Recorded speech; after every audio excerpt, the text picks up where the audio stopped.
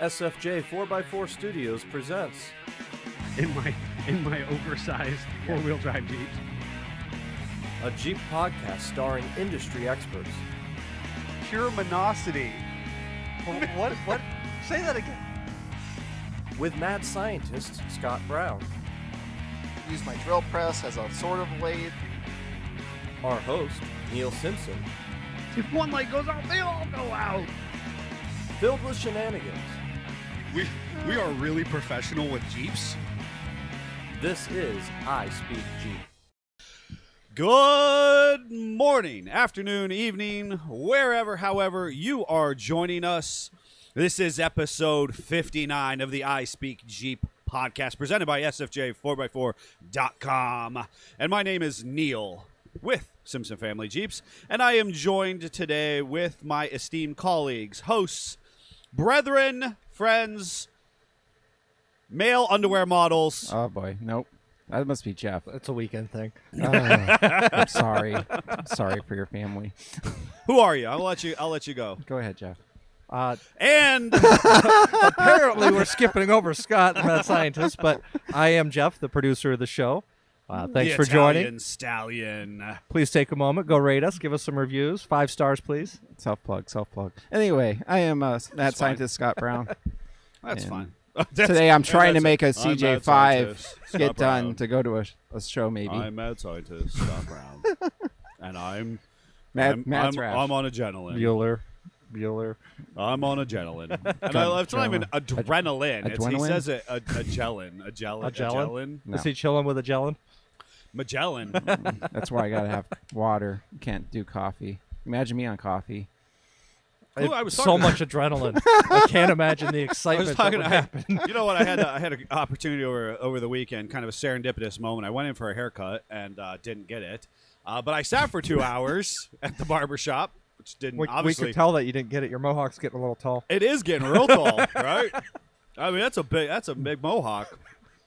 For those who are listening, at home or nationally, who can't see the nature of the grown man mohawk. Sitting with a friend, childhood. I actually walked into the barbershop. I have a childhood friend who lives just outside of town, and he's at our local barbershop, and I ended up talking with him for a couple hours, and he was like, I was talking about, proper caffeination of an adult who, highly productive adult, and how much caffeine I need to take to get going at 5 and still going by midnight, type of deal. And he was like, nope. He's like, I do 2 cups and I feel like the world is spinning, I couldn't imagine that. I need all the cups. Nope. Yeah. I mean, I already drank 5 cups of coffee this morning. So Oh, good grief. Scott, when was the this last time tumbler you was had a full. cup of coffee? Maybe before my daughter was born, so that's 6 years ago. Okay. Plus. Yeah. Wow. And my wife has to doctor it up in order for me to stomach it. We make some good coffee here for SFJ. If you're listening in, we actually Another have plug. a breakfast blend, and we have a high octane blend and off-road blend. off-road blend, which is super cool. Yeah, if we got Jeff on 6 cups of high octane blend, he'd be running around the shop right now. That was Folgers this morning. Oh. See, and I'm Hashtag not sponsored. hashtag not sponsored, right?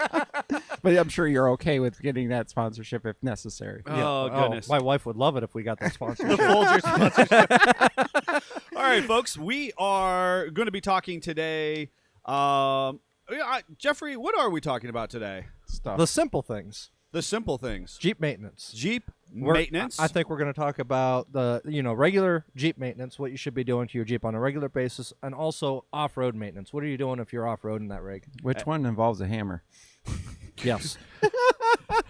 If Grandpa Simpson was around, they'd Oh, all involve the a hammer. Yeah, folks, we're going to be talking about Jeep maintenance, and ultimately, we get a lot of customers into our service side, and they are encountering little icky picky things that may or may not be related just simply to A, maintenance, or B, deferred or neglected maintenance, meaning they're coming in and they're being plagued by issues, and through our diagnostic, through our crawl over inspection, we determine, hey, here's some things you just need to maintain. This is kind of normal for how you use it, where you use it, and the age and mileage that it has. So we'll be talking a little bit about that maintenance that you should be performing. And we'll do our best to categorize it for a number of genres of Jeeps. And then we'll also be hashtag not sponsored, which would not be for Folgers Coffee today. Maxwell House, for me personally, right? I mean, but no, it's pumpkin spice today. That's a big thanks to Amy Brown for she brought cappuccino mix for all of us for the holidays. So that's what I'm drinking. Forcing down my gullet, if you will, to stay caffeinated. It's too fancy. That's the problem. I just want black, regular coffee. Anyways. Dave Averman just chimed in, 90% of the mall crawlers equal lack of maintenance. Well, there is something that. There was actually a big fight on one of the social groups over the weekend about mall crawlers, and couple guys got pretty bent out of shape. I don't remember. I think it was on Jeep Life Facebook page. It was a entertainment value to it. But then we'll also be talking about oil, right? And we got Earl oil from Schaefer's. Mm-hmm. Schaefer's racing oils and whatnot. So we'll be talking a little bit about that in hashtag not sponsored. And we've got some really cool stuff coming up in the very near future. And that includes a special guest. Yeah. Is that next week? Next week, we'll be welcoming the owner of hashtag Not a Restoration onto the show. And I promise, folks, you're not going to want to miss it. Whether it's live, whether it's on YouTube, or in your ear holes on your favorite streaming platform, Ryan has serious energy. The energy I'm missing. He's got BJE energy. Well, I think big Jeep energy. We're going to have a box of tissues here for him. Oh, totally. He's not going to be He's crying, gonna but sit over somebody there will so be. he can view it the whole time. I know. Right? Right? So we're going to be He's talking just emotional. It's okay. He's got big energy. So Absolutely. It's great. We'll be and talking I'm sure with Scott Ryan. will have surprises and updates for him. Maybe. And I should hold back. Make him go cold turkey until Monday. You should. Oh, that's a great Absolutely. plan. Reveal the updates on the podcast. I don't know. I will kill him. I'll be. He'll be okay. He'll survive. He's a survivor. If you're listening, Ryan, I'm sorry. It's my idea, but you're going cold turkey for a And week. folks, if you can see at all, if you can see me at all, or if you can just close your eyes and imagine as you're on. No, don't do it while you're don't do commuting. that. No. But if you're in the airplane listening to us, I have the most majestic fanny pack. Nope. Finally, my fanny pack Some things should be has left arrived. prior Hopefully, 1991. those and not people who brought have, back. if you ordered it, your fanny pack will be arriving soon. And if you haven't yet, you need this. We have zippers. So we had to have a fanny There's track pockets. Isn't there training a zipper on the back, too? There is a pocket on the back, like in case the mugger only knows about the front. So in case they're not going to steal the whole fanny pack. Right. Well, I think you're going to put your precious stuff in the back pocket, so you're not in and out of it. Anybody smart's just going to hit the release and take the whole fanny pack. That's what I was thinking. I'm away with it. There's We had a fanny pack training session with Davey over the weekend. what? Why? Yes, Davey the Savage, our cameraman, was unable to figure out how to adjust the strap of the fanny pack. Yeah, I was helpful to assist him with that. He's like, it's broken. It's not big enough. I'm like, no, Davey, I can fix that. I will help It'll go you. even bigger than you want it to be. I will help you adjust this. Because it was no set up for my daughter, you know. Oh, why? I don't know. They did not expect a full-size, full-grown man I wearing. mean, the that's when fanny I pack? stopped wearing my fanny pack. Was about age 12, right? I don't Wouldn't you know that I concur? ever had a fanny pack. Oh, you missed out. You missed out. I will get you one of these. What I heard. I'm pretty sure I ran in the cool kids crowd. Oh, I'm sorry. Oh, At one point, the cool Clearly you kids did did have not. fanny packs. clearly, you did not. It's about the sir. same time you grew your hair long in the back. No. No. And you got No. dropped off No. in a third gen Did Camaro. you? Did you? Maybe. He was a rat tail kid. Did you have a rat tail? I cannot confirm or deny that. Hey, you know what? If folks are listening, I know that Scott's got some followers out there that are from his past, and of course his wife's an avid listener follower. I want to see a picture of Scott with a rat tail. Right? Yeah, for like 2 seconds, I was cool in school, and then I got glasses, and it was all downhill. that from wasn't there. cool. In I the hate moment. to tell it to you. The In the rat moment. tail was- moment. He was momentarily When all the Camaros cool. and Firebirds were circling the school, it was cool for 2 seconds. Okay. I'll let you believe that. Oh goodness, folks, we got a show for you. It's off to a rip of a start. And if you missed episode 58, you'll want to go back and find that one because that was a highly engaging, albeit not particularly technical conversation. Not the worst, not the best. Yeah. But There's a little in there. it was in there, and a lot of people commented how much they enjoyed the dynamic of the wild and an interesting spirit that is my wife chiming in. There was some good comments that were coming in via the old book of faces. Your wife says, I may be able to make that happen. Oh no! Oh no! Ghost. She just commented. Ghost podcast. Oh, she's back. Look who's back. So speaking of last week's podcast, I'm glad you brought that up because I received a message that was basically a manager that one of our listeners met over the past year had a new Bronco with 3 open recalls. Burst the brakes, could have a complete failure. Oh. Second, That's never good. the engine could burst into flames at highway speeds. And the final was something with a seatbelt or an airbag. So it's basically got all the same problems a 150,000 mile, 15, 20-year-old Jeep has. So yes, but then he goes on to say the manager's thought was that he had a new vehicle that driving on highway he may burst into flames, not be able to stop, but at least when he crashed, he would be ejected from the fire. Because the seatbelt doesn't work. And the top suck. And the top sucks, so he would just go right through it. Yeah. Well, there's your Bronco, folks. Yeah, in a nutshell. That's last podcast. And welcome to 2023. I mean, that's just the nature of the beast. That's what you get for 50K. When he said that to me, I was like, I am totally going to share that on next week's episode. that As is you should. outstanding. That is outstanding. Yeah, so episode 58 was pretty darn good. You're definitely going to want to be part of that one. And so if you're joining us for this one, we thank and appreciate you for that. And as Jeffrey said, make sure you like, subscribe, and leave us some reviews. Jeffrey, do we have something launching this week?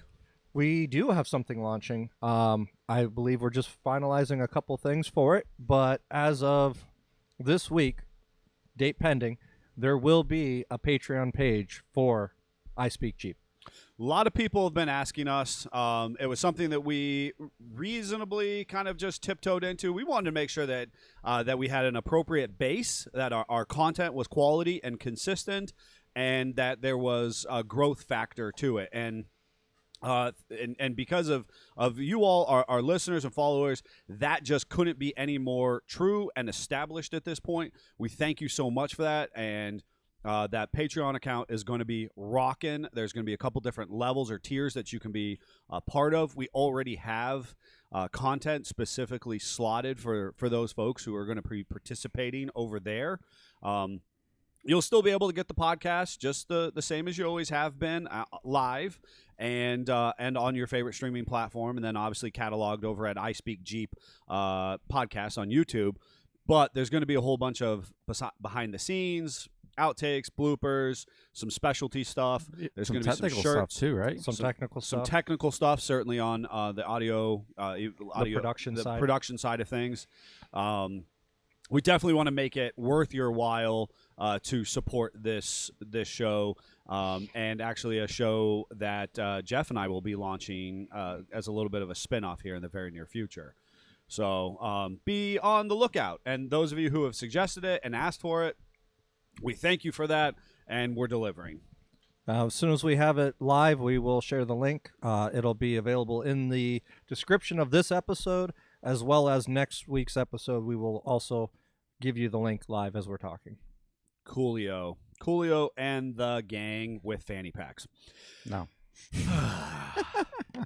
I'll put the link for the fanny pack in here begrudgingly. Yes. Get you some of that fanny pack goodness. So where can they go to buy that? You can go over to sfj4x4.com and head over into the merchandise gear section. There's a very lovely lady on the homepage. You'll click on her, and she'll take you right to our gear link, and you can't miss it. It's a good picture, and then there's all of our good products are on there. Very cool stuff. I got to work on the house this weekend before the snow came. I'm super excited, and I couldn't help think of a couple of our listeners, and of course your guys's. And I'll keep my update brief because we all have things going on in our lives, and we want to talk about maintenance. But I just gave in, and I jeeped my way through putting the foam around the windows. So if you're just listening in and you've made a comment about the way that I spray foam windows, or a joke, Dale Spansberg, I just want you to know that I went full hog, and I just encouraged my wife to buy more cans of spray foam, and I just let it bulbous around all of the windows, so I have full, So much complete penetration No. of the window spray foam. So When much his windows don't work next year, right? And to this, So much spray foam. I'm had buying the correct spray foam for the application. I'm not Just using using something but too else. it's much. still, if you use too much, you'll start compressing that vinyl side of the window. It's and the window. It's specifically for window door when non-compression. used It in the always- appropriate amount. It's only spongy. When It used in the stays appropriate When spongy. two amount. cans would do his whole house, and he's used 15. Huh. Per window. Did you count my trash? Did you go Maybe. through the Additionally, so what are you going to do with that? You taking a razor blade and cutting all the excess out? You know what or- I found? You know what I found? Did you Honest just to be, smash it in with the drywall. a He probably would, but that's not the proper way. honestly, I expediting my process is a multi-tool, Yep. and I am was just having gonna tell. the time of my life. Isn't a because multi-tool I was really nice? I was literally going to give him that as a tidbit of advice, but he I already am found it. using a multi-tool, and it is not marring the window at all. Oh, it goes And- right through it too. and it's it so cuts quick. and it makes it Did you, so did clean. you get a Milwaukee one though? I am using a Makita. So Oh. Jason and a big shout out to Team Green. to Jason and his team Green. He has brought a full Makita set. You in. got 2 seconds. You got an opportunity here. You got to do what I did. okay. You got an opportunity to invest in a new tool. It's $100, So and you have to have this tool for your project, I right? have to 'Cause have. I had to have it for my project. Randy's on here saying spray foam is the shit. It is. It is. And you can use it in body work, in Oh. sealing up your house. Don't do that. If you needed to level something. Isn't that what they use to level sidewalks? There is See? there is a type of spray foam for that. Yes. I think it's There's just about also a finding- type of expansion foam for fence posts. See? They are Did not not know all the that. same. all the same. They are not all the Just- same. Just regular spray foam. No, I'm telling you. I would love to see you set your fence post with a regular can of great stuff. Listen, Let me know how that holds up. for you. honestly, I'm curious. Everything Has is anyone so, done that? Everything is so gravy with the Yes. house build and the snow falling. If you're listening in from somewhere outside of this particular area of the country, which of course, I think everybody's getting snow right now. well, except for our international listeners. Oh, that's true. And they may be too. Randy is saying it's hard to get out of your hair too. Mm. There's a story. Tell there. us more, Randy. But ultimately, I just went full hog, and I decided I really He's two-fisting it. I- Probably. Can in each hand. Well, I was really bothered by the fact of the inconsistent, like the OCD was taking over, and so I just said, It's you know spray what, foam. It's I'm not just- going to be consistent I'm just doing a thing. unless you apply evenly and small amounts, right, Jeff? I did that. I tried for a heartbeat, and I was like, I'm bored. This is no fun. There's not enough going on here. There's not enough. So It's not bulging out and falling on the floor. that's what it's supposed to do, right? No. I should send pictures. I should update with pictures. Patreon will have pictures of my spray foam job. I think Patreon, we need to have a video tour of your house build. Ooh, that's not bad. So our hardcore subscribers can Yes, can be see can- what can we're actually see talking that about house build. Yes. and how overbuilt. how overbuilt it is. The We could king park size. at 747 on the roof. I'll take pictures of my wife carrying 4x8, sheets of plywood around. Absolutely. For This- sure. You guys are so competitive. Yeah, fantastic. We got a plan. But I'll just give you that tidbit for people who are following along. A lot of other good things have happened, actually. Jason and I covered tons of ground this weekend. Unfortunately, the snow slowed us down. That cold front that came in yesterday didn't get as much done as we had anticipated, but feeling pretty jazzed up, if you will. So I saw there was work on the 36. Yep. Yeah, I was able to do 3 updates this weekend. If you're not following, you got to be on his Insta, his Facebook, right? Yep. 1936 Ford Crazy. So the part that was really funny is I literally was hearing people in my head as I did this. I had trimmed around the transmission there's a cover that goes over top of it, and most people would have just stopped there or filled in a little gap and moved on with life. I decided to make it more complicated, because it's on me. Right. So I dug in the garbage because I was snagging my pants and all the scrap. So I started loading that in my Jeep to bring here to throw in the can. Right. And I was like, this old rotten cover has the hole in it that it should be. And that's when I learned that 36 covers are dose parts. Oh. 35 covers are singular parts. Oh, Henry. He was so silly with how he designed his cars. And 35s had steel toe boards and 36s had wooden toe boards. What? So What? completely different, but I made it all work.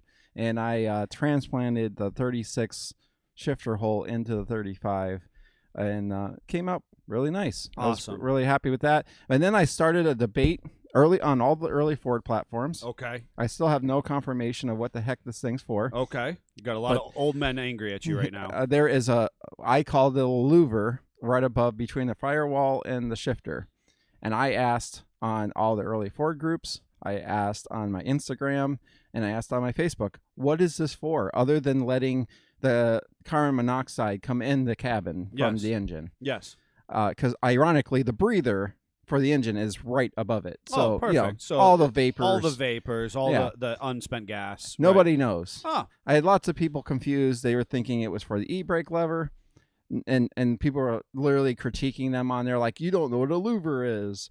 And he's not talking about that and all kinds of stuff. So there's all these people up in arms Yes. over the singular People louver. drew lines in the sand. All the little dots all over.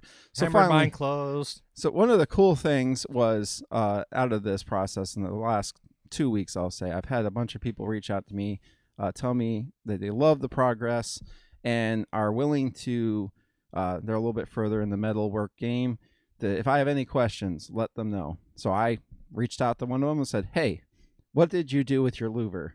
Yes. He says he hammered it shut. I said, good to go. That's what I'm going to do then. So I go to attempt to do that, and my louver took that as an act of aggression. And it started cracking off. Cracking off the side. I knew it It's was like, happening. oh, you wanted me to go away? Huh? I'm going to make a giant hole for you. I've lasted 80 some years. You Yes. can't- So I was like, I will raise you mid-gun. Oh, And he is not opening anymore. oh my. So Henry knows. Yeah. Henry knows why he did that. I have nobody knows why there's this random louver letting their carbon monoxide in. I but love that you've become so bonded with Henry Ford at this point, and, Right. and all the other people who are following in his footsteps. I need to do some research. I really think Edsel Ford designed my era car, but, Ooh. but I don't know. I got to look into that. Interesting. That is interesting. That is So, outstanding. but that's what I got done, and I also made a little cover for my master cylinder. But right now it's kind of plain. It's just a oblong disc, and I kind of want to do something. I'm just not sure what, if I'm gonna bead roll it or what, but Interesting. something might happen. And the last parching thing is one of the things that's really Last cool. what thing? Whatever. Last what? I love when he Makes up one- words. there's Usually gonna I can be- translate for him, there's though. I gonna don't know be what he a said. Scott-Neese dictionary. So- And we're gonna have a whole session on that. So my firewall pad was in pretty sad shape, as you can imagine, being 86 years old. Yes. So I took that down with a mask on because all the asbestos wanted to get me, I'm sure. Okay. And part of that was to remove the heater my car had originally. And you guys might think this is funny. How my car heated itself, or heated the cabin originally, was you had a manifold little tin worked over top of the passenger side exhaust manifold, and they had a little ductwork that connected that to the firewall, and you had a little door. Oh. And you basically ran the crap out of your engine to make that manifold hot and hoped the air some kind of that hot air wafted in. would rise off the manifold, Yeah. and then the fresh air, as you went down the road, would ideally push the hot Well, air and through. probably, that's probably where that carbon monoxide helped, is Yes. drawing that in. I was going to say that little louver was the return. It was the return.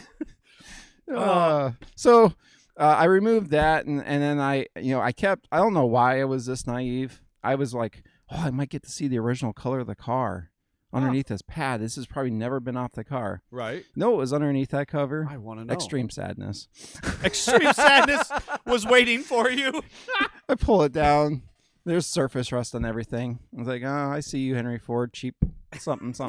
Everything and paint underneath here. Didn't paint. And then it was there's raw steel. Little, So it's a, little scale going on. I'm like, you okay. found more Rust. Yep, found more rust. Wasn't ready. rust. And so I was like, I'm just gonna fill this hole for the heater Yes. because I want an actual coolant heater. And I reached out to one of my friends that also does a bunch of YouTube, and he's gonna see what he can do for me. So that was Nice. pretty cool. That is cool. Lee said if you're high enough, you won't know you're cold. That's probably true. Well, that That was the era where you had a stogie, a cigarette, and a whiskey, whiskey. in the that's how you drove straight. in the car. And it's cool to go back to the Jeeps, folks. Of course, by 36, we didn't even have the concept of a Jeep. Well, there was in a concept, progress. just wasn't there yet. Well, I mean, There was a farmer building something. There was a somewhere. farmer building something. The military knew they needed a light-duty reconnaissance vehicle, right? And that's obviously why the push to 41 comes around. But even still, if you look at our Jeep production from the early 40s through into the just the early 60s, heaters were an optional thing. Yeah. And they certainly didn't work. There was probably somebody upset. I don't need that heater. Absolutely. Pushy. Yeah, this is my tractor. I don't need that heater. And so it's so fascinating because in this era, we would have had these coolant-based auxiliary heaters that you would have been basically They able. didn't even go there yet. They had gasoline-fired heaters. Well, that's right, or kerosene heaters in the vehicle itself. just You to rode help around that with. carbon monoxide involvement inside Right, the cabin. you rode around with it, and then eventually you would add on this coolant-based heater, which was this neat little radiator that Yes, and you usually used a punch to smash the holes through the firewall. through the firewall, right? And then you'd run and some sometimes you hoses got it out, wrong, so you just did it again. letting all that fresh air in again, Yes. right? Perfectly fine. So it's neat to know, to look at your car and compare it to our Jeep history Yep. and say, hey, like this is what they were doing. They were trying to create a hot air, Yep. delivery system, Yep. and how incredibly inefficient that would have been. Oh, Because ultimately, if you're sitting there just trying to let the car warm up, which it wasn't something you did, I think you did back then. you think you Oh, did? absolutely. Back then. I think you pulled out the throttle a little bit, pulled the choke, and you struggled with the car for a few while it was doing this outside. Huh? That's why cars I had think names. maybe- You had to talk to it. You had to encourage it to get going for the day. I think if it was like this out day, you just weren't going into town.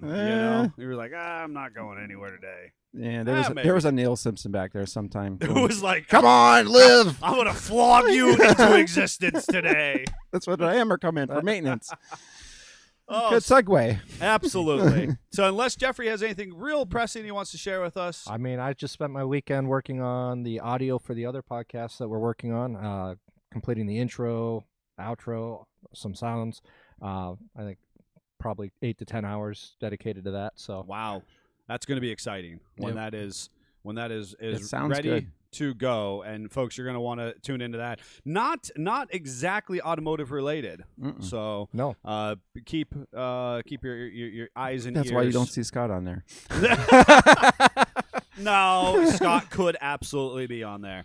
But speaking of flogging on it with hammers and forcing it into existence, and what I hear from all of us, none of us did any maintenance to our vehicles this What's weekend. that?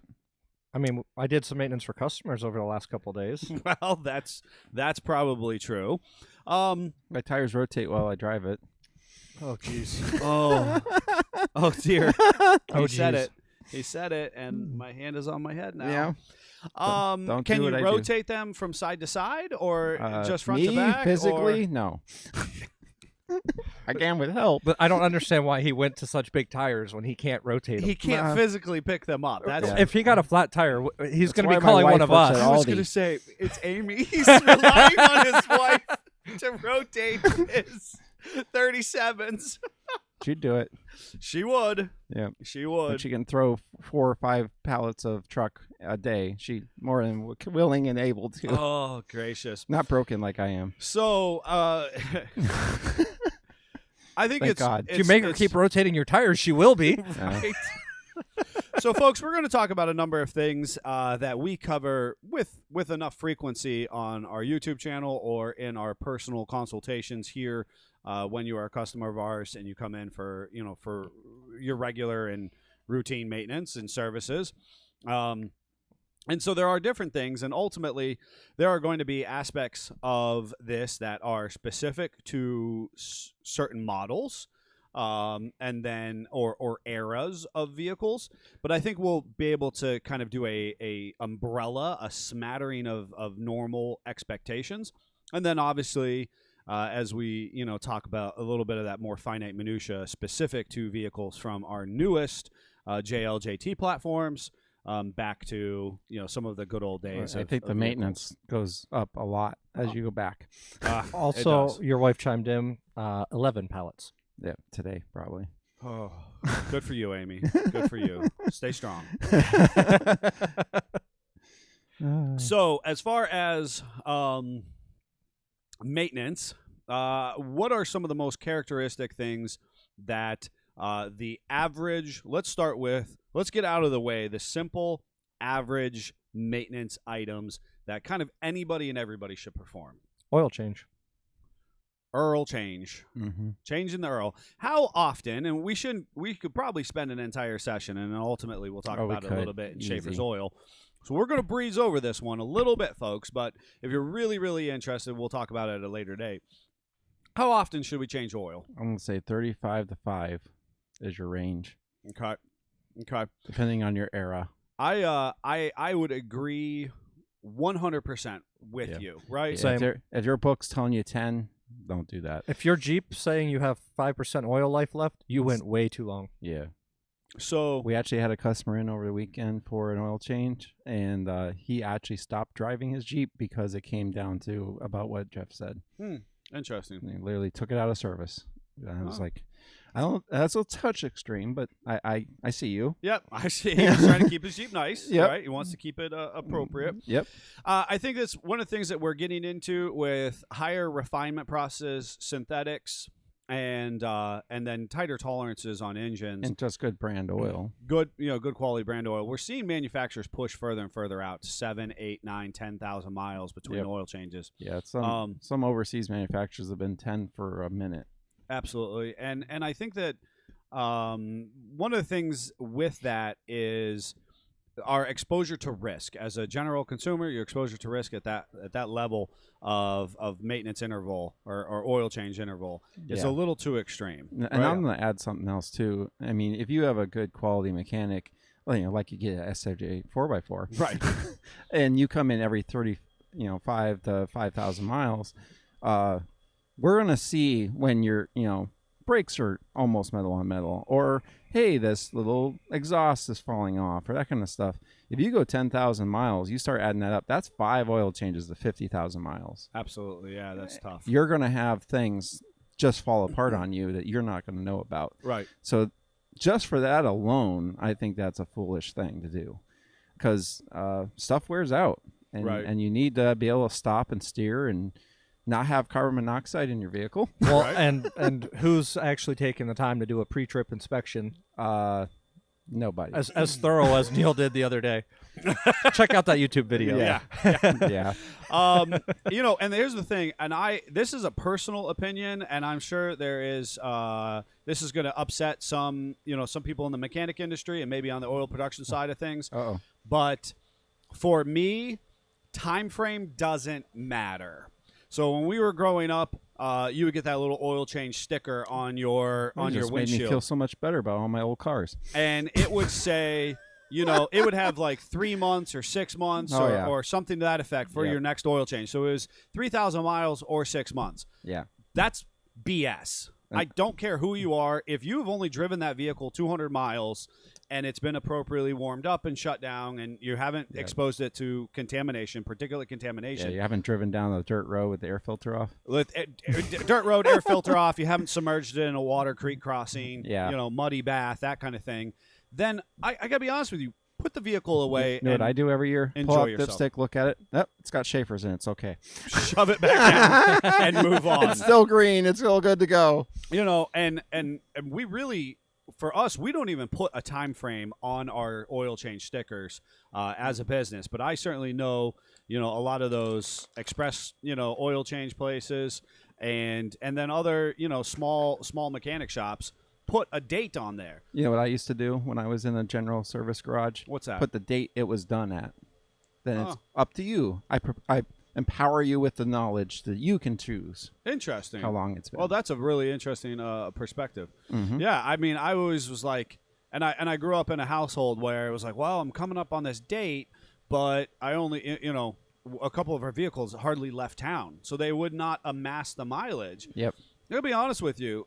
It's okay. If it's a good quality oil, leave it alone. If you're going to, certain big chain to get your oil or the other big chain that's going to, sell, you can buy dollar stuff with your oil, then maybe you want to heed that. Right. But if you're getting good oil, like Correct. we'll be discussing, then Yes. it's less of a problem. So oil change is, folks, we're higher than the 3,000 mark that it used to be. Yep. Especially as we move into our synthetics. I don't think that that's big of a deal. 5,000 is our target mileage. Yep. Most people, I would say the vast majority of auto owners are pushing over that 5,000 mark. Yep.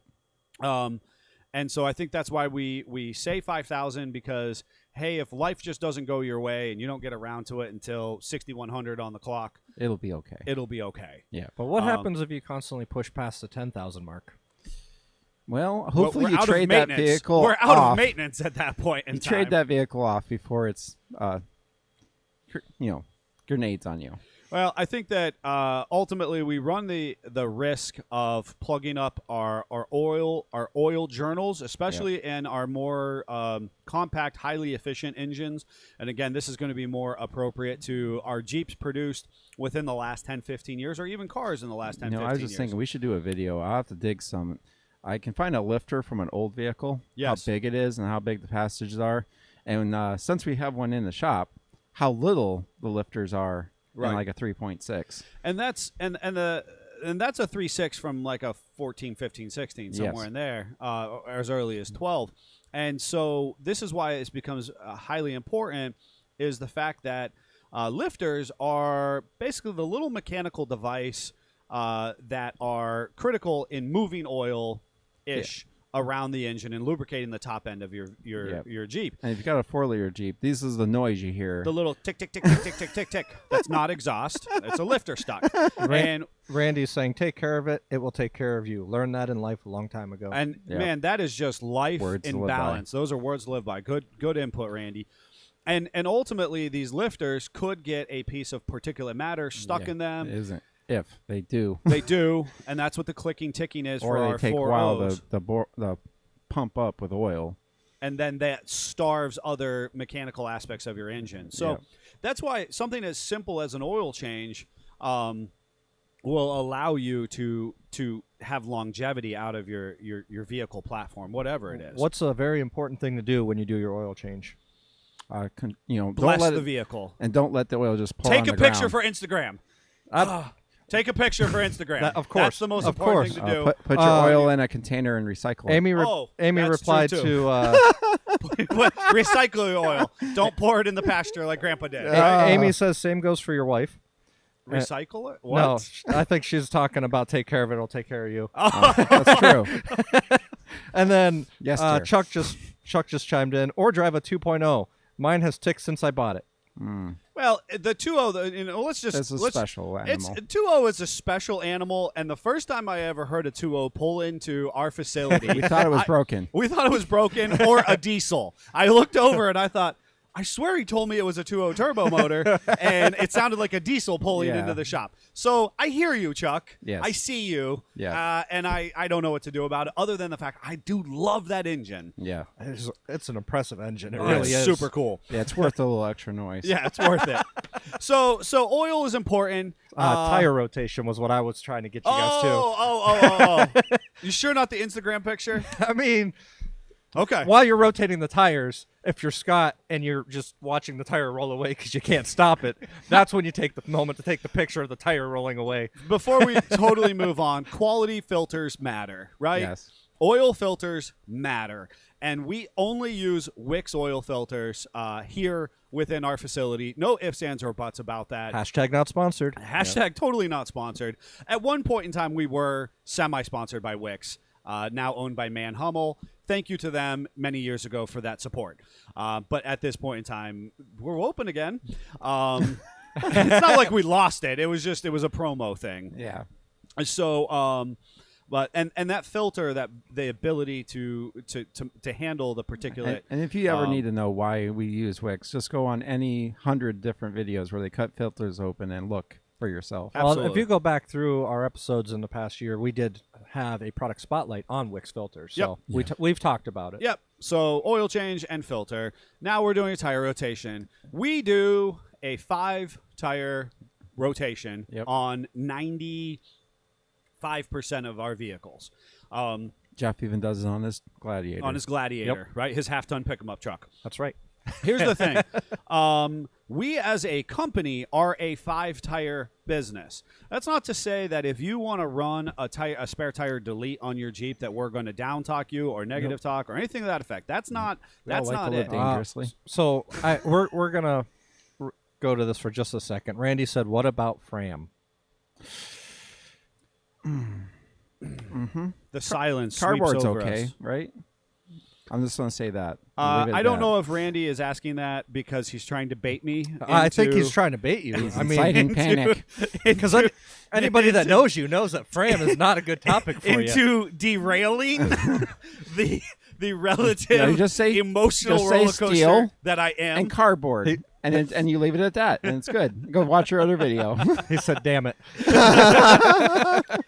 I'm going to woo-saw, and I'm just going to say Fram does great NASCAR marketing. Yes, they do. And some other time, we'll Just because address your that. grandpa used a Fram doesn't mean you should. That's right. Go back to that episode we were talking about where we did the product spotlight on Yeah. Fram or on oil filters in general, And it's you'll also understand. just because grandpa used, some other brand oil doesn't mean you have to either. No. It's a big world out there. Yeah, it's just lots of oils. Lots of different oils to try. Yeah. He said, "Good to know." So he wasn't actually trying to bait you. I think it was a serious question. Okay. Yeah. So Randy and others who are listening who are currently actively using Fram. Fram is one of the most highly marketed oil filters on the planet. There is a reason why you walk into most of your your institutionalized box retailers, and the Fram is sitting at chest height. It is the #1 marketing ploy. It's also why biggest it's trick in the $3. book, and it's $3 for a reason. They bundle it with a quart oil change. There's the real quality oil there. and they'll bundle that together. The big thing, Fram came out with that Sure Grip in the 90s. So first they actually started with NASCAR and others in like the 70s and 80s and hammered hard into the automotive market. By the 90s, they pursued the DIYer with that nice grip. Why the other manufacturers didn't put that grip on their thing, I don't know. Because they're like, we're that's below us. Stop being below them and just put that grip on. That was Yeah. awesome. And that just solidified an entire generation of DIYers using Fram, and it just ingrained into our society, our culture of auto enthusiasts, and it is a garbage filter. I'm looking at you, eyes wide open, Fram. It's a garbage filter. Yeah. And I won't even put an air filter in from them He said, anymore. "Yeah, I love the grip." I love the The grip. main reason he uses it. I love the grip. Get a K&N then. And K&N is the only manufacturer who then pursued the grip on it. K&N is way better inside than a Fram, and it has a 1-inch nut welded on the bottom of it. I use those for Subarus forever because you just burn your hand off trying to get up around there. because the exhaust is completely around there, and that way you just go boop and it's off. Yes. And the filter's like smaller than your coffee cup, so trying to get a wrench up around was a nightmare. Totes. I get you. And the thing is, it's all about what's happening. It's the magic that's happening on the inside.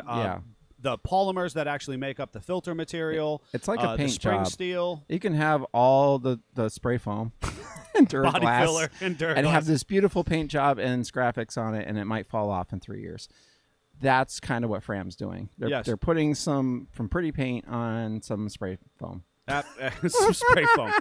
So quality filter, quality oil, 5-tire rotation. As I was mentioning, Look at your brakes while the tires are off. Look at the brakes. Just a visual inspection. If they're folks. full of mud, take the hose and wash them out.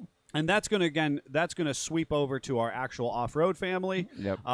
If the brakes, let's say if you're just an average DIYer listening in, that you're looking for dust or heavy particulate that's kind of discoloring the if wheel. the round hole inside the caliper's full of mud, then you're way past the dust part. Right.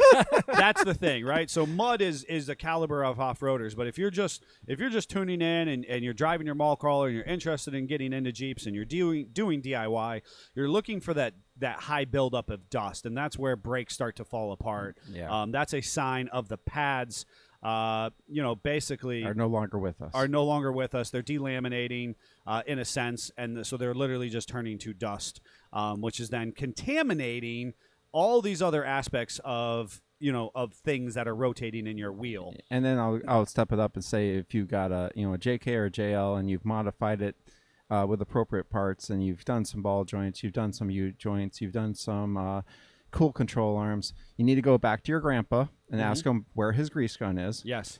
To have him teach you how it works. Correct.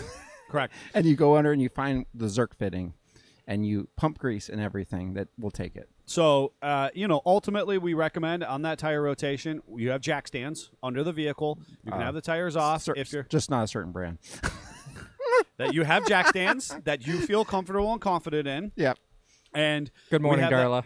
And that we have the vehicle up in the air and the wheels and tires off, removed from it, and you're doing this inspection. Now, it's important to note that if you are a relatively new vehicle owner, so JLs and JKs, and parts are still stock, you're not going to have Zerk fittings. Nope. You're not going to have a lot of serviceability out of those suspension, steering, or driveline components. The manufacturer intended you to throw them away. Yep. And all the things that we deal with in life. And the only part of this where we have to kind of critique this is with U-joints. We personally don't believe in greasable U-joints unless you're going to grease them every single time. Correct. You get in any situation. So unless you're going to drive through the salt, get to work, get out your grease gun, and grease your U-joints. And then do it again when you get home. Right. And then after your wheeling trip, and then after a long drive. Yes. You're not doing yourself a favor. Yes. Now with other components, that's different. Correct. And I think you're spot on in the sense that that is the caveat. That is the exception to our rule. Can you right? imagine? Like, hey, where's Frank? I thought he came to work a while ago. Oh, he's laying underneath his vehicle. He's greasing still it. out there greasing it. Someone might want to check on him. He might be frozen to the ground at this point. Right? That's awesome. Did he have the cardboard creeper today? The cardboard creeper out there just pulls out his grease gun, lays down, 15, 20-minute grease job. Yeah. So let's say you have modified. You're going to be looking for Zerk fittings or grease fittings at the ends of your control arms. That's where they're going to be. Yep. Let's say you have a non-Iron Rock off-road control arm. And it's adjustable. You're going to want to make sure that the jam nut is still tight against the tube construction of the arm itself. And you want to have a crescent wrench that'll fit it.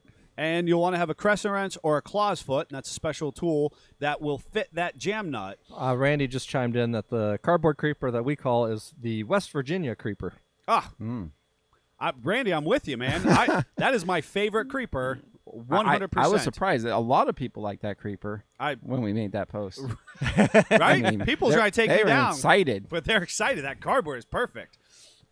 somebody was like, "Oh, it's better for long hair." I was like, "I don't even," or fat people. I'm good. The mohawk doesn't get in the way, and the general girth is unaffected. Gives you the extra space you need. That's right. That's right. We had a Jeep that wasn't lifted in over the weekend for an oil change, and I was thinking, man, I should have used the cardboard creeper because I did not fit very well underneath that one. Oh my God! I told him, I said, you need to lift this Jeep just so I can do the oil change. Oh That's no! required. Oh no! So Just think about that. Lifting your Jeeps makes it easier to maintenance. That's right. Randy said, yeah, girth is my problem. That's right. That's what we tell them, Randy. That's what we tell them. So ask my wife. Oh dear. So as far as She'll tell us that's why you have all the big trucks to that's compensate. right. The trucks and the Jeeps. As far as looking over those things, on your actual steering components themselves, the Zerk fittings would be at the at the ball stem design, the tie rod ends themselves. Yep. Again, if you have stock parts, they're not going to be there. Yeah, unless they're 20 plus years old. Unless and your they're- Jeep is too. Correct. And you should be greasing at that point. Yeah. Now, the big thing is I'm about greasable components if you're going to grease them. Yeah. Here's the thing, folks. If grease can get out, that means that particulate can get in. Uh-huh. That is Just blew your mind, within didn't we? the design. Yep. So if grease can get out, particulate gets in. So if you have grease fittings, you must actually grease Yeah, them. you get underneath there, it's all dirty, and it looks like it hasn't seen grease in ever.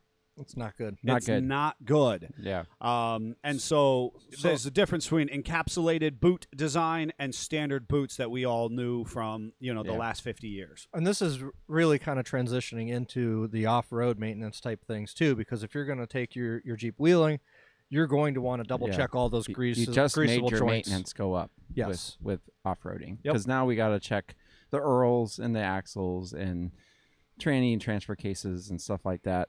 Because you go to certain close off-road parks, Mm-hmm. you're going to get wet. at Any some point. wheeling in the Great Lakes region is Yes. going to have a high sand silt content to it. And again, and puddles. And puddles. And And just going back to that other conversation for a minute, Chuck chimed in and said, girthy like a tuna can. wow, we are having boy. this conversation, folks. If you want to know more, you're going to want to go back and get in the comment section because I think that's where that's Oh, going to boy. happen. We're going to have to leave those ones be. Chuck. Run away. So ultimately, you're going to do a water crossing of some sort. We all really like, even to just Yeah. low, You'll know it's a low water creek. crossing because everybody will be stopped greasing their Jeep afterwards. They should be. They should be. But they don't. Our listeners will. Our listeners will wait. We'll start pull a out- trend. Yep, they're going to pull The out their grease SFJ guns. break. The SFJ break. They're going to pull out our coffee and our grease start gun. greasing. And our cardboard. And they're cardboard creepers. They're West Virginia cardboard creepers. Well, maybe they need 2 layers of cardboard if they're laying in the mud to do it. That's true. Nah, Might have to sacrifice one through the wheeling trip. that's right. Right. That's right. So that sand silt will get in, and we call it liquid sandpaper. Oh, and boy. It permeates those machine smooth surfaces, deteriorating inner axle seals, All the time. steering components, and bushings alike. Again, if grease can get out, you can purge grease. Then that means that Yeah. gunk can get in, and and so if that's axle valuable. grease is falling out, and And it's way worse. Randy's saying Yankee Lake is all concrete broken up, and so then you're dealing with all the concrete dust. Oh. And it's going to be the same thing as that sand. Oh, yeah. Right. That's That's worse exactly even. it. And it might be worse because that just broken concrete kind of reforms concrete. It, Yeah. it can, yeah.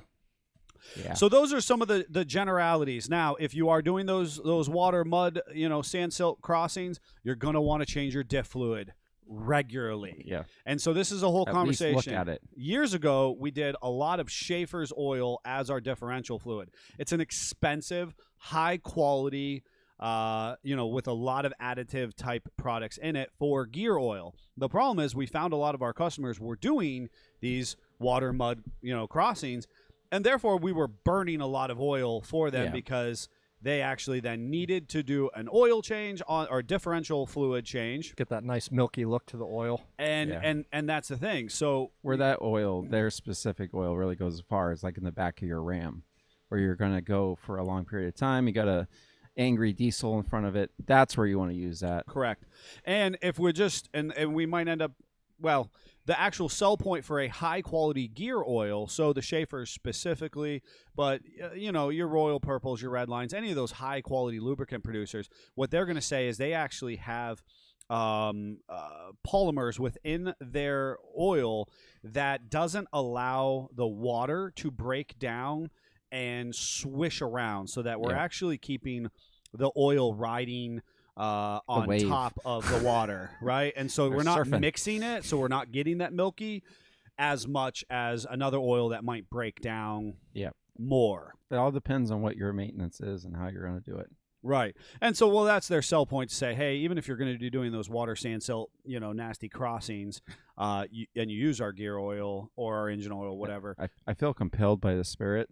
Oh, boy. There is a certain gasket that you buy that's expensive, and they say you can reuse it, and that's one of the reasons it's mousetrap for your diff covers. We don't use it. We don't use it. We don't use it, There's folks. there's a tube of right stuff. Learn it, buy it. It'll Use it. treat you right. It's We- literally called right stuff. Yep. Yep. And we don't use the reusable gaskets. Had more of them leak. We've had more of them leak. There's torque. Torque sequence. Torque sequence. And There's torque torque rating. issues. Heat and cooling cycles affect Yeah. it. And when you buy that, you need to think: do I have an inch-pound torque wrench? Yes. If you don't, And that's an appropriate conversation, because ultimately, if we circle back to that 5-tire rotation, Yep. we are torquing those wheels. And so depending on the era of Jeep that you own, Yep. whether we are torquing them at 100 pounds, 110, 120, or 130 foot-pounds of torque, Yep.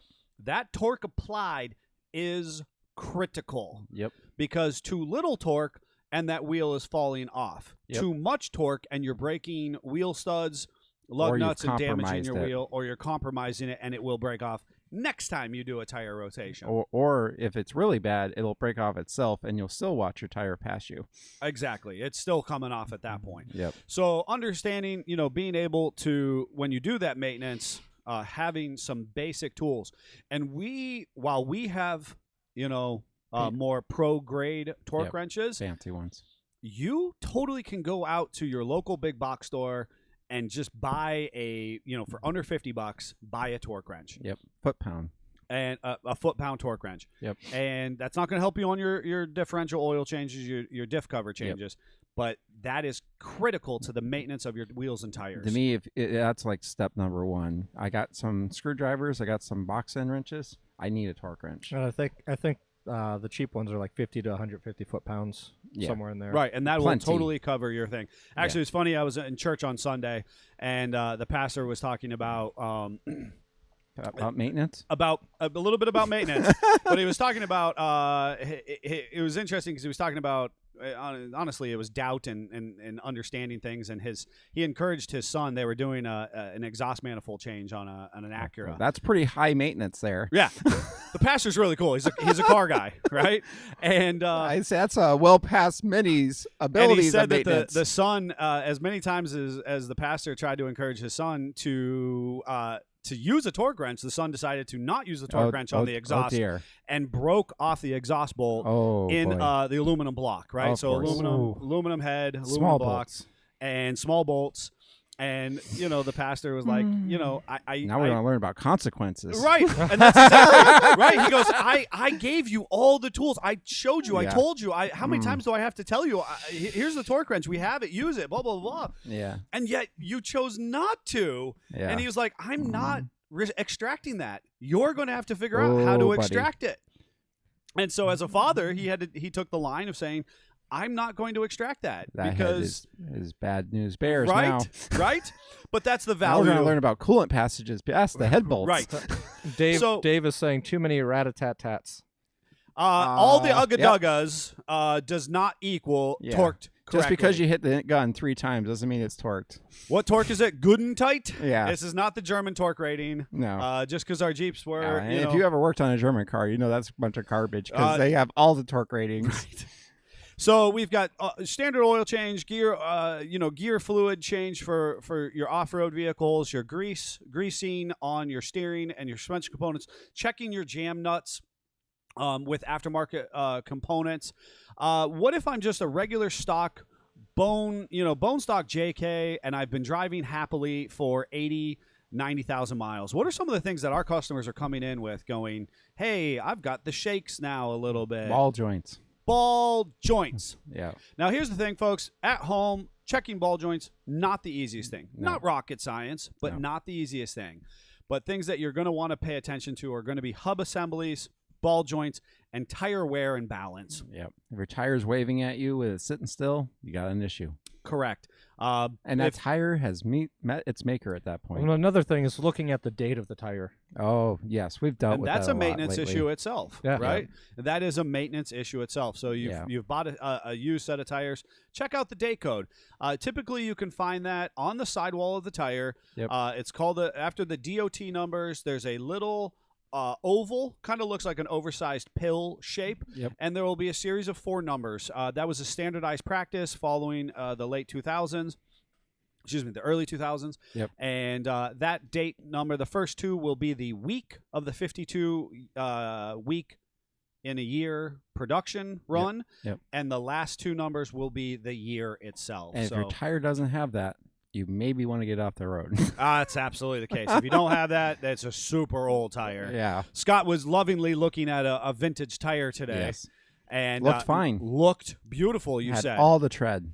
And my nostalgic was kicking in. I was like, this is a really cool tire. Yes. And then I went over and I checked the air, and there wasn't any.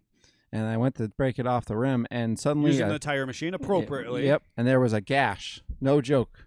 Like 6 to 8 inches Just long. opened up in the sidewall. Yeah. Because the rubber had lost all its oils. And here's what I'm just going to say real quick. Old tires, the concept of dry rotting is actually the oils that are reasonably Yep. in the rubber compound itself Yep. will eventually work their way to the surface. More so if you use Tire Shine and other types of Yep. non-quality products. Yep. Not that they're non-quality, but other If you types of don't use water-based tire if you don't shine. use water-based Tire Shine, or they get sprayed with some type of Yeah. brake clean, they're in a hazardous environment, whatever, the oils will eventually leach out of the rubber, dry rotting them, Rock salt. all of that stuff. So Yeah. Liquid sandpaper. that's the issue with the tires themselves. When it comes to interior maintenance and under the hood, here's one of the things, and if you go back within You the want last, to make sure you get all the little trees out of your interior. like the growing trees, The because you've growing done trees. mud and Yeah.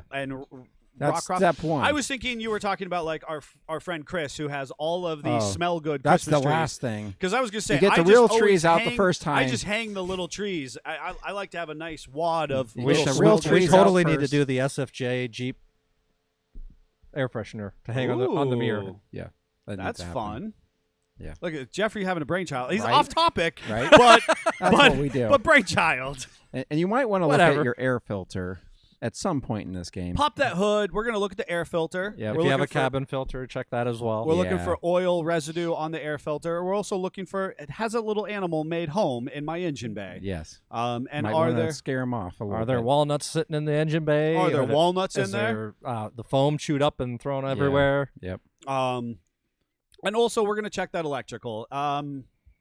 Is your you've- battery over 10 years old? if the battery's old, Yeah.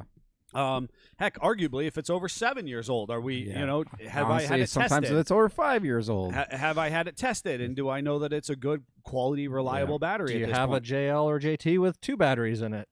And that JLJT issue right now with those aux batteries are crazy. We encountered one just very recently where the testing was poor. The battery tested bad off the get-go. Very challenging. And it's the aux battery. Something I had to learn with working on diesel trucks early on is you're only as strong as your weakest battery. So you could have the most kick butt top battery that you see on a JL. Yes. If the auxiliary battery is, dead or dying, it doesn't matter. So back to the wildlife inhabiting the vehicles. Amy just chimed in. Possums. Yep. I think you're familiar with that, Neil. Huh?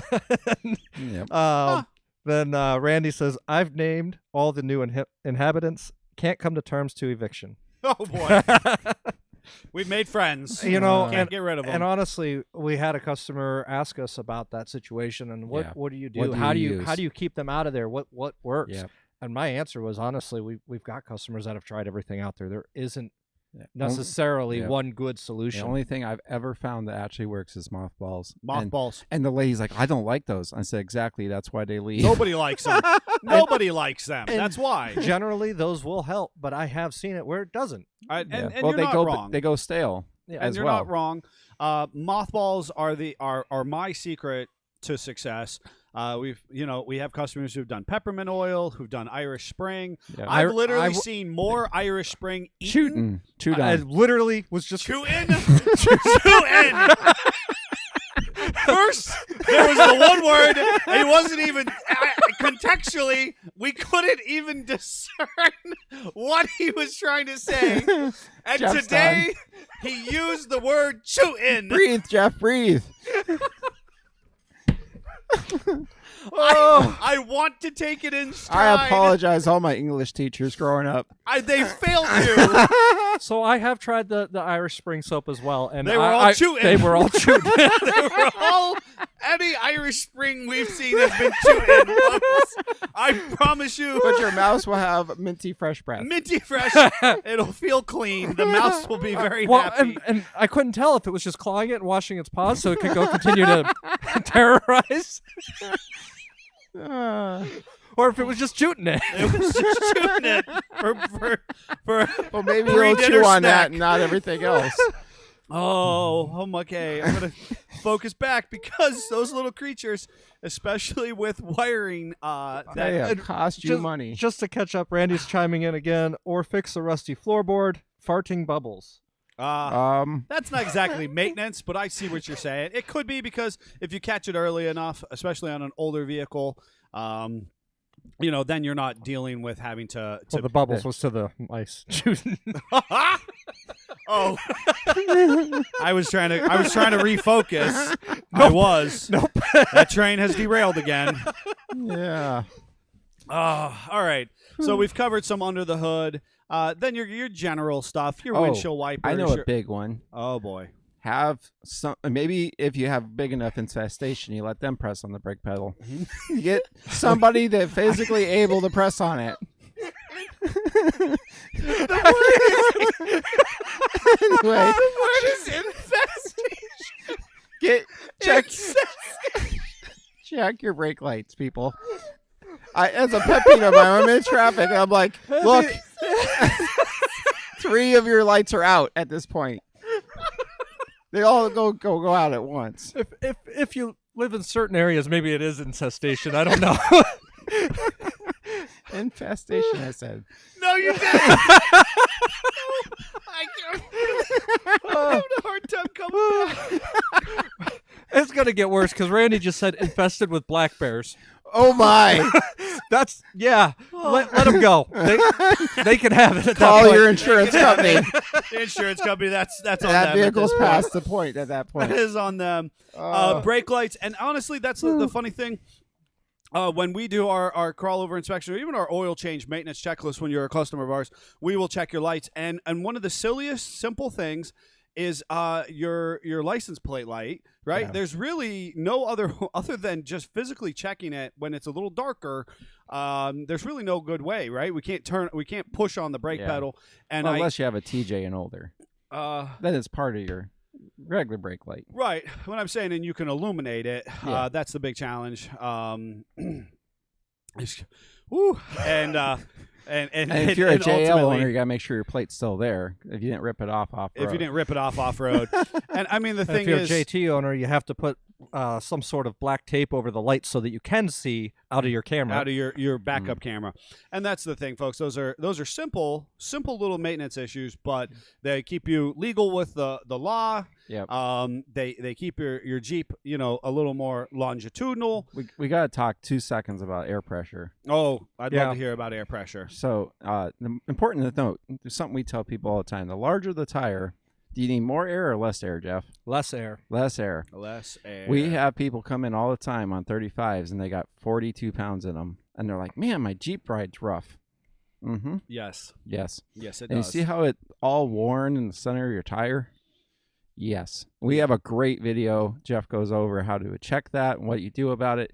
But if you have a stock size vehicle, you can go to your door jam and it will tell you what the tire pressure is. That all happened after all those explorers took dirt naps rolling over. So Dirt nap. Randy's saying, so from this podcast, I've come to realize my Jeep needs to come back to SFJ very soon. Well, we'd love to see you, Randy.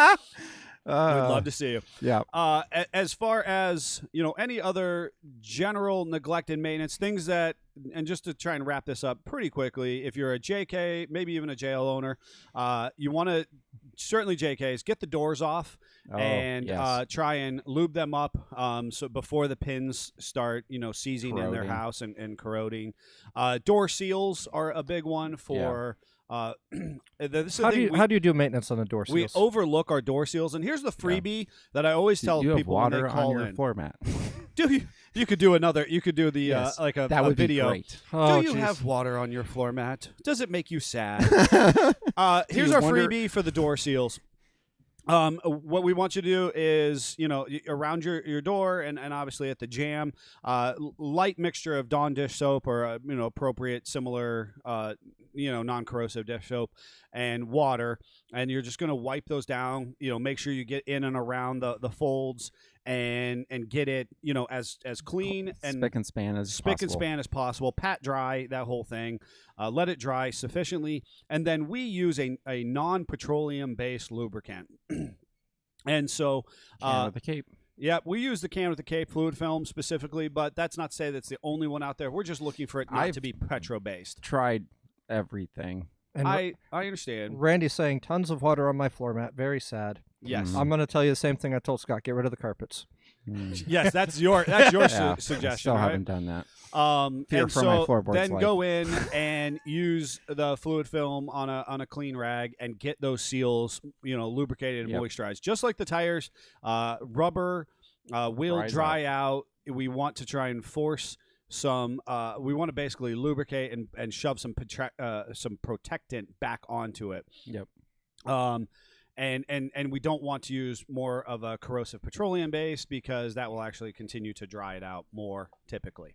So that's your door seal maintenance, your door pin maintenance. Those things will just make your life happier. And your door won't freeze shut. And your door shouldn't freeze shut. Yeah. And I suppose as you just, the other stuff, we like to think is a little more common sense. And it might not be. Clean out the shifter, right? Don't let junk build up around your shift bezel itself, so that as soon as you're Yeah. trying to shift, whether it's manual or automatic, Doesn't matter. something is building up and stopping the actual little physical mechanism in your Get a can of air once in a while and blow stuff out. blow stuff out in there. Yep. All of those little things that you can take on as your responsibility. Well, in that same regard, since we're talking about seals and cleaning those, soft top maintenance Oh, that's a whole nother book. with the zippers and the We could do a whole glides and- podcast on soft top maintenance. yes, Correct. And I will talk more about Fords and their soft tops. Oh boy. So those are a bunch of good things, from a little bit of off-road, a little bit of just DIY, what you should be looking for. You're going to be, just wanting to be mindful. And if you ever have any, particular questions, you're welcome to text our text-only number at SFJ, which is 440-855-2100. We are here to, offer some base level of consultation or conversation. If it's more in depth, we do actually have a remote virtual consultation that we service that we can actually bestow to somebody who's outside of our physical audience. And then we'd love to help you get the parts you need to do some of that maintenance that, is empowering you as a vehicle owner. And I think that's a good part. I'm not talking like Scott. He's rubbing off. We're So going to it's- have to bring this to a close. Get over to our Earl conversation. Yep. We're going to go ahead and transition now then. And now it's time for our product spotlight. Hashtag not sponsored. Spotlight. Hashtag not sponsored. So I feel sort of triggered by this. Oh, I've been watching it or listening. you can hear it in his voice. Yes. I feel sort of he triggered was ready by for this. that. I was. Right? He was ready. I So- feel sort of. He was triggered jumping by the gun this. the second we were back. I was shooting on my lip before I wanted to talk about this here oral. So there is a certain brand that is a good oil. Don't Yes. get me wrong, but they've chosen their latest commercial that I keep hearing that since like 69 or 65. I don't know, something in the 60s. We've been around, and I thought, Okay, I see you. I see you. How about 1839 Wow. For what? for Schaefer's oil? Schaefer's Manufacturing. What is Yeah. it? What's the actual name? I think there's actually a bottle of it behind you there. If you want Oh. if you want to reach back and And grab look, one it has that number as on he it. falls out of the chair. Those folks who are listening in the backside of our podcast studio here, we do have a Schaefer Supreme 9000 full synthetic 520, SAE 520. And it does say immediately right on the front of the bottle, since 1839. And you imagine, like, oh, how many times have you been bought and sold and other people have interjected? Never. Correct. 6 generations, still family owned. Isn't that amazing? It's That's amazing. Unbelievable. And I can't remember exactly the full date, but you might remember. Wasn't it debt free for Yeah. most or all of that? Yeah. So Which is just crazy. it is. So that's one of the coolest things. Actually, we got involved with Schaefer's somewhere in like 13, 14, It's kind 15. of by in there. accident. Yeah. It was one of those scenarios like, hey, you're over at your buddy's house and he's like, hey, you got to try this. And you're like, oh, I've never heard of this before. Kind of a neat bottle. I wasn't sure where this storyline was going to go. I was like, I don't want to try it at my buddy's house. They were shooting on stuff. So You got to imagine what my friends are. I'm just I car was going to people. say they're car people. In fact, actually cast into the bottle or printed, in the plastic bottle since 1839. They're very proud of that. Yes, they should be. And so It's a long time ago. and it is a long time ago. And they're based out of I believe it was St. Louis, Missouri. Scott, can you do the math? How long ago was that? No. No, wife that's why can. he married Amy. Yes.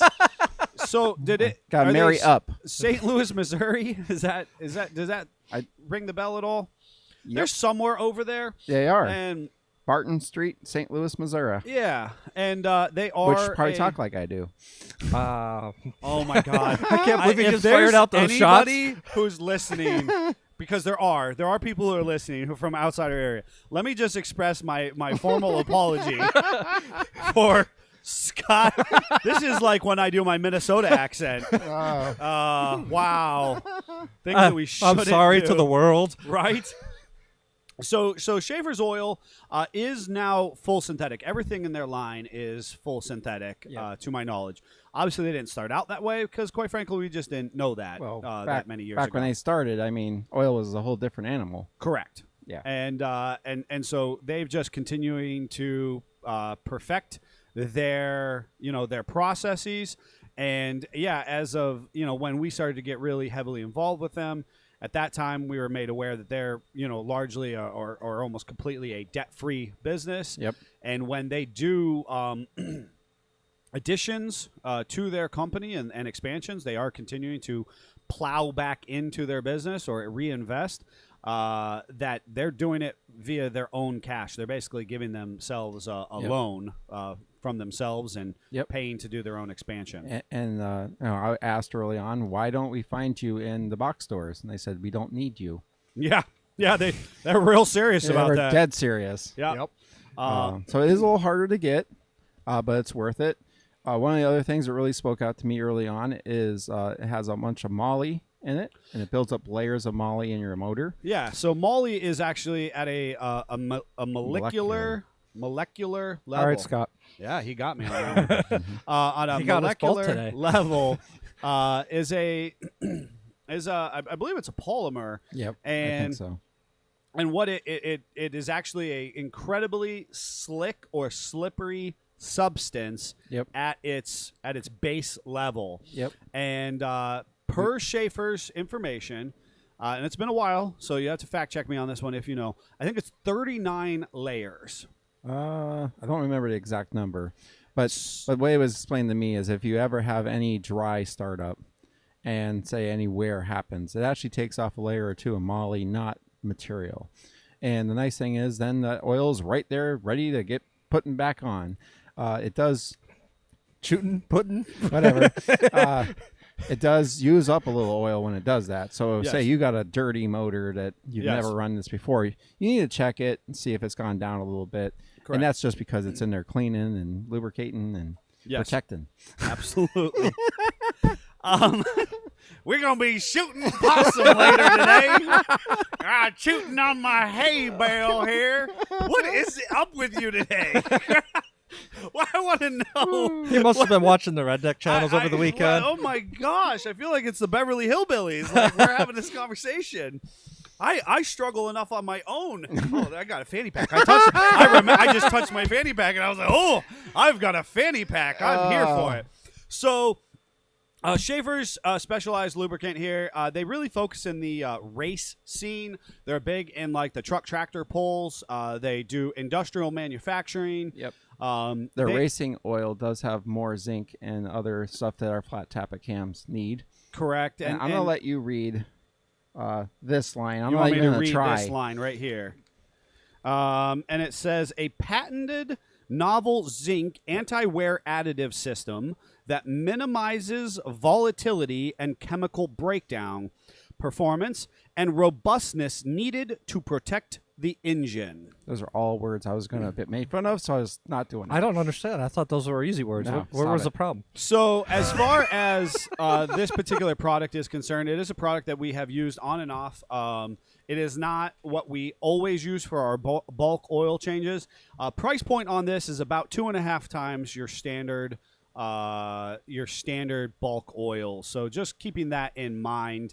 But if this is your Jeep is new, or it's more on the performance end of things, this might be the product that you want to pursue Yep. or request that we're doing your lubricant changes. Or if you have a with classic this. Jeep, this is the stuff to put in it and just maintain it. They have, like I said, they have ones that are got more zinc in it for the cams and that kind of stuff that our older engines need. I've honestly used this in my lawnmowers, four-wheelers, stuff like that. Actually makes them run cooler. Yep.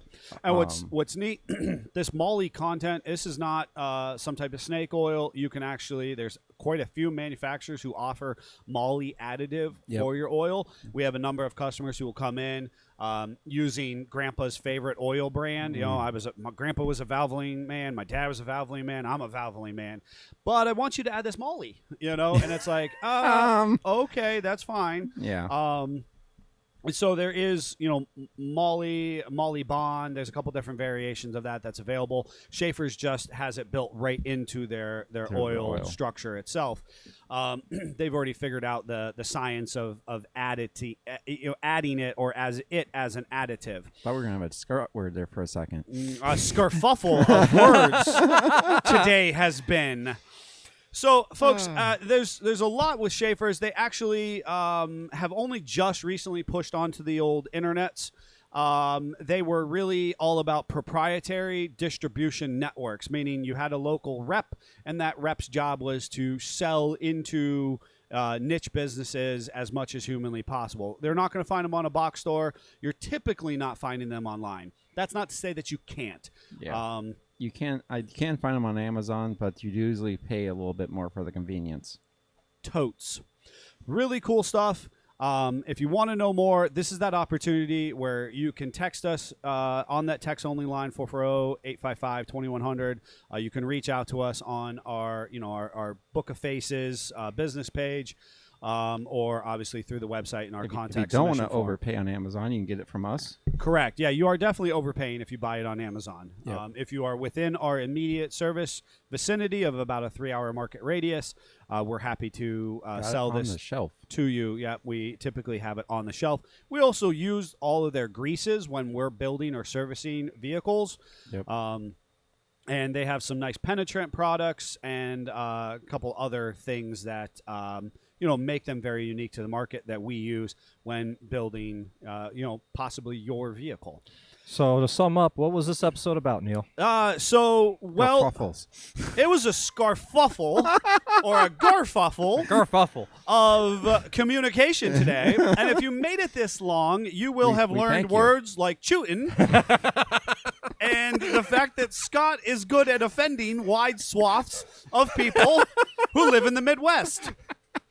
Additionally, we as builders, both automotively and personally, really want to bestow our experiences because we know you have cool stories as well. And so that's why we want to make sure we are relatable and share the ups and downs of our own build experiences. And then we want you, as your DIY and maybe even your above average experience, to maintenance your vehicle, making sure that it lasts as long as humanly possible, and that when you're coming into us, we're getting to do cool things to your Jeep, like lift kits, tire wheel packages, re-gear, so on and so forth. Not just maintenance. And not just maintenance. You can do that at home, and we want to empower you to do that, and then let us do the cool over-the-top stuff. And then ultimately, hashtag not sponsored, rocking with Schaefer's Lubricants since 1839. Good family-owned business, debt-free, big plowback type of company that I respect fully from an ownership level. So I hope that you enjoyed this conversation. You're going to want to look for it on your favorite streaming platform. Download it, re-listen to it, commit to memory some of those little pieces See if you can that figure we out did. those words I used. Figure out the words that Scott used. We did have a maintenance checklist years ago with packing and whatnot, and we do actually have, if you come in, all of our oil changes are documented with lists, and our crawl-over inspections are documented. Those are all maintenance-related things. Yep. And so we have, those tools and resources available. If that's something you're looking for, you can reach out to us and kind of inquire about that.